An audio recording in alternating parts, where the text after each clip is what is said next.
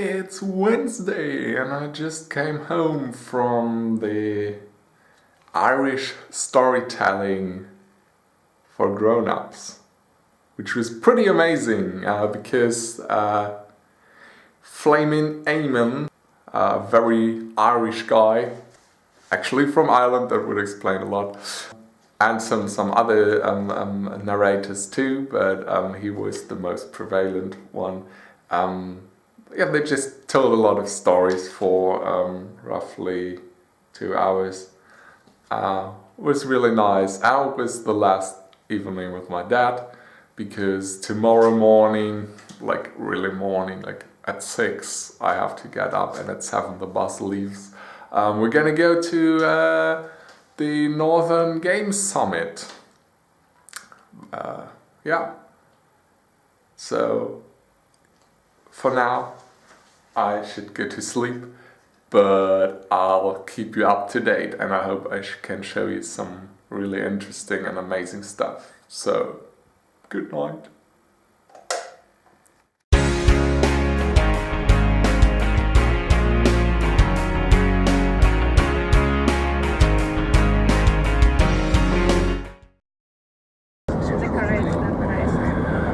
We're in the bus, it's 7:20 and we left Oulu 20 minutes ago.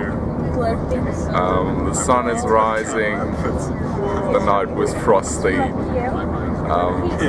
think it's probably the first sunrise that I see. They're quite okay, but I won't get up earlier to just see them. Well, I'm lucky, the sun will rise later and later, so I might be able to see some more sunrises. And Robin tried to film me for an amazing filmception, but then he put away his camera, so it wasn't that funny. It was Screw you guys. We arrived. Almost ran over a moose on the way. The first moose I saw here in Finland. And now we're gonna get to the rooms. Okay, we're in Kajaani now, and as every single city in Finland, it has like a water power plant and a river, which is probably called Kajaani Joki. Is that right? It wouldn't surprise me. Well, we're on our way to the convention. So we don't know if we're actually in a hurry, but there's always time to check out the castle ruin. So Dutch guys are already gathering there. There's strange people everywhere in this castle ruin. I don't know where they come from nor what they do here, but I know that I don't like most of them. Hi. Ooh.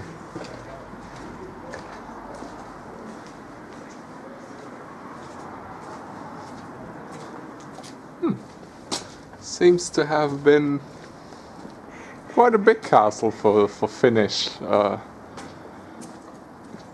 scale. And you had a really good grip on the river, I guess. And since somebody just told me that this was the main river for the tar trade, that's a good reason to build a castle here. We already got distracted on our way. We're just climbing the... Oh, we just don't fall down. Just climbing the ruins of Kajaani Castle, which are pretty nice to climb on. They're not too tall. Bridge is pretty ugly, but we should get moving soon. So we're at the convention center now, and we all got these amazing student passes, and they got my name wrong. Oh yeah, there's an S missing. They got everything right. Yeah, for some reason you create a line. So just waiting for the kickoff to Northern Games Summit 2016. Wow. I don't know why you were messing around with circles. Yeah. People are having a fight between cats and dogs lovers on Twitter. That one clearly wins, though. So, Kajaani. It's a beautiful city. It's smaller than Oulu, but it has that big river. And yeah, I already showed you how much fun we had with the castle ruins. But actually the convention or the Northern Games Summit was also very good. They had 3 different halls, and you could choose to which presentation or to which speech to go. I decided to, after the keynote, to go to a speech by Bree Code, who worked on a lot of AAA things and like Assassin's Creed and Child of Light as a more indie game. And she gave some really interesting input on people who don't like games. Like she told of her friends who really don't get why they should even bother playing games, and so, she put it a bit over the top and said that her friends detest games, but it turns out they just didn't know what to get from the games, because that was the message of her speech. Games can be something very individual.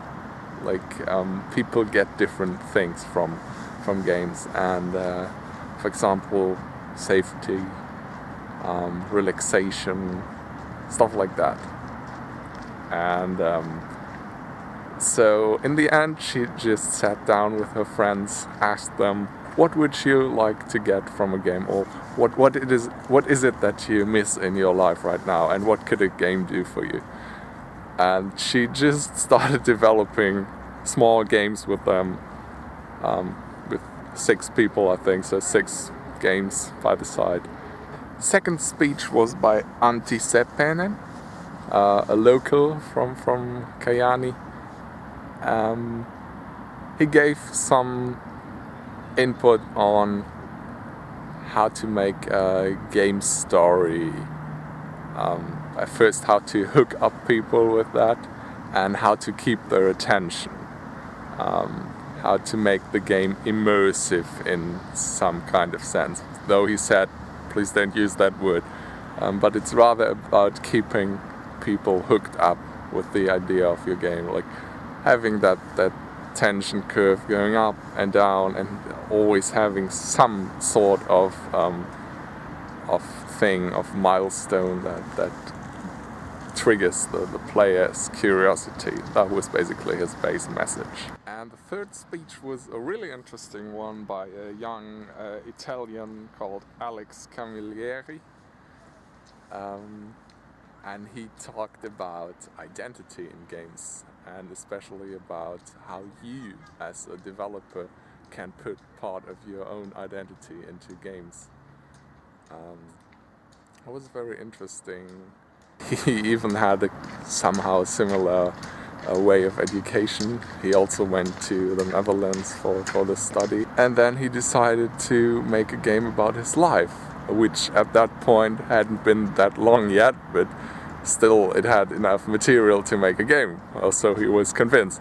And so he didn't really show the game. He showed a trailer which was a bit vague, but it conveyed the feeling, and I think that was the important point. It really was. He took pictures from his real life and drew over them and stylized them.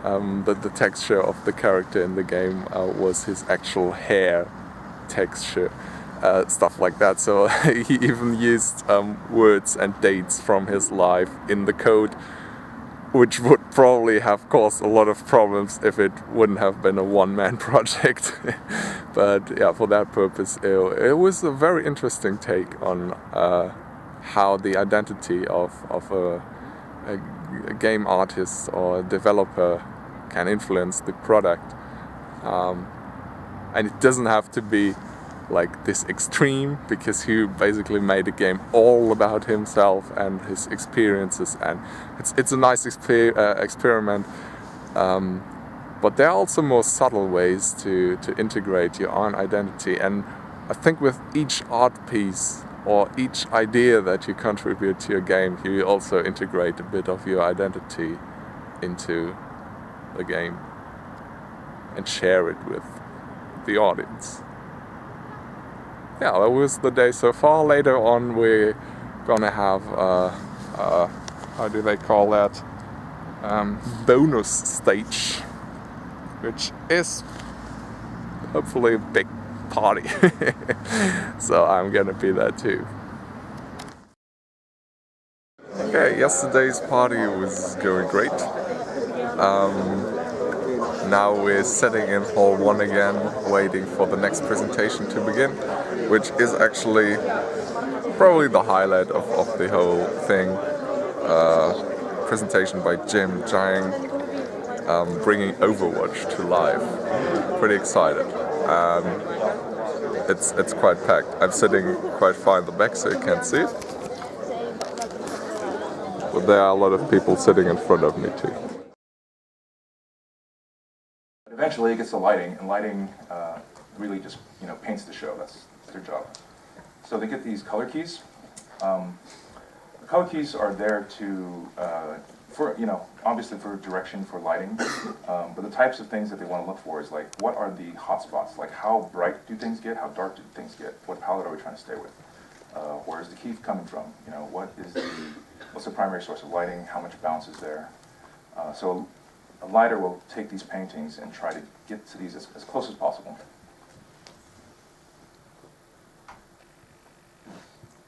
And then once all the pieces are there, this is one of the comp layered.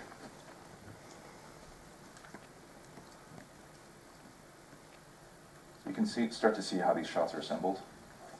The amount of, there's so much light in the scene, it's kind of silly. It's really, really hard to have that many reflections and the indirect. So there's really only one light source, right? If you think about it, it's just the sun. But all that light, well, there's that light, but all the majority of the light that's coming in is from the sun, and so everything else is bounce lighting. So when you completely wash a scene in bounce lighting, it becomes pretty heavy. So we don't try to hit everything in a single render. So if you look at just the background, the amount of layers that go into that, and the little sparklers of the gravity field that's holding up the Doomfist Gauntlet.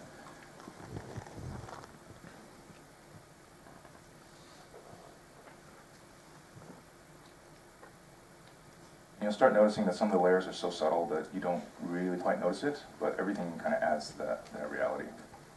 So we render out what are called AOVs. So those are, within a single render pass, it will give you the details for every type of lighting element. So you can have every light individually broken up. You can have just the spec, the diffuse, indirect diffuse, ray bounces. All those pieces get kind of broken out into individual pieces, and then the lighter, who also composites, will kind of layer those on. And sometimes you want to dial one back, or sometimes you put a garbage mat down to kind of tone it off on the side, or you kind of vignette it. And there's a lot of details that go into it. The little fluff on Tracer's collar, that's actual hair that we rendered out. The reflections in the lenses, and all those little layers get put together. Sorry, I like these. These are fun.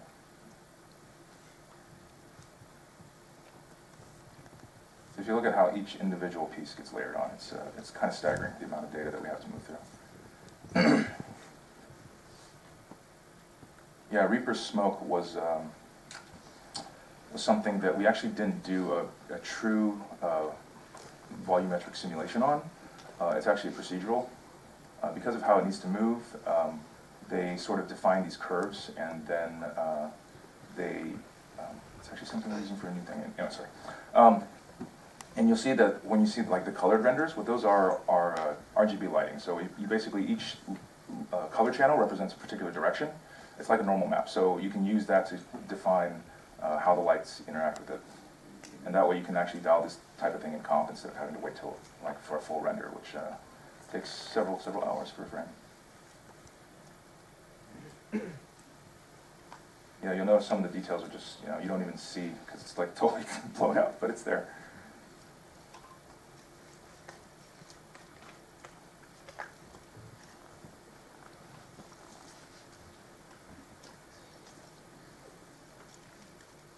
See the shape of Reaper's muzzle flare there, where it's, you know, it's like a little smoke dagger.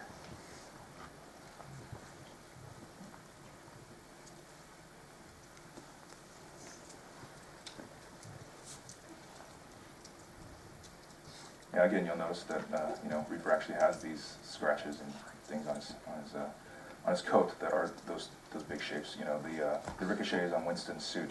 So those were actually dynamically generated by the bullets. So the bullet hits actually made those little dents on his shirt. So we were very, very careful to keep things accurate.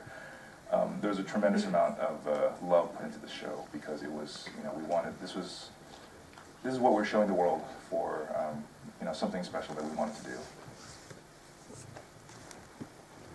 And if you look at, if you kind of think about the themes of what we're trying to do in the cinematic, it's to kind of, we wanted people to think back to when they were young and that everything was exciting before people got kind of jaded. So Brian sort of represents that kind of older version of ourselves where, you know, life's beating him down and he's just not really, he's lost that energy that I think we all had at some point. Timmy is that inner good child happy part of ourselves. And so the story itself really reflects, you know, what we're feeling, because we went through some, you know, some dark times. You know, as big of a company as Blizzard is, you know, we have problems, and we have, you know, we deal with people, and you know, sometimes it gets hard, and you get down about what life throws at you. But this was our kind of, you know, rallying cry to sort of, you know, like we can still do awesome things. Like let's not, you know, let's remember what was great about being a kid and playing a video game. So, any questions? By now we're in the bus back to Oulu. The presentation, part of which you just saw, was not that game related, but yet very interesting. It was about cinematics and how Overwatch approaches that topic. It was crazy. I mean, you saw how many layers they need for each render frame. Well, anyways, it was not the only speech that I attended today. First speech of the day was by Andrea Fryer, who was basically talking about her experience as a lead artist. She's currently working for Red Links, a Ubisoft studio, and it was quite interesting too. And the third presentation that I attended was about the constraints of virtual reality. And basically summing that speech up is we don't know anything about virtual reality yet. So we really have to test things out, fail horribly, and then make things better. It was basically the quintessence of the speech.